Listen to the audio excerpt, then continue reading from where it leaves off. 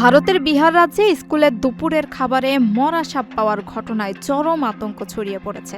বৃহস্পতিবার সহরসা জেলার একটি সরকারি স্কুলে ওই বিষাক্ত খাবার খেয়ে অন্তত শতাধিক শিক্ষার্থী অসুস্থ হয়ে হাসপাতালে ভর্তি হয়েছে।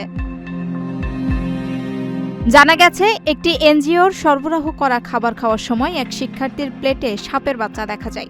এর কিছুক্ষণ পরই একের পর এক শিশু পেট ব্যথা নিয়ে কান্নাকাটি শুরু করে এবং অনেকে অসুস্থ হয়ে পড়ে। দ্রুত তাদের উদ্ধার করে স্থানীয় স্বাস্থ্যকেন্দ্র ও সদর হাসপাতালে ভর্তি করা হয়। কয়েকজন শিক্ষার্থীর অবস্থা আশঙ্কাজনক হওয়ায় উন্নত চিকিৎসার ব্যবস্থা করা হয়েছে। অভিভাবকদের দাবি, রান্নার জায়গায় আরও সাপ দেখা গেছে, যা দেখে শিশুরা জ্ঞান হারিয়ে ফেলে। এই ঘটনায় জেলা প্রশাসন তদন্ত কমিটি গঠন করেছে এবং সংশ্লিষ্ট এনজিওর রান্নাঘরে তল্লাশি চালানো হচ্ছে। উল্লেখ্য, এর আগে 2013 সালেও বিহারে মিড ডে মিলে বিষক্রিয়ায় 23 জন শিশুর মৃত্যু হয়েছিল। এই ঘটনার পর ভারতের সরকারি স্কুলের খাবারের মান ও নিরাপত্তা নিয়ে পুনরায় প্রশ্ন উঠেছে।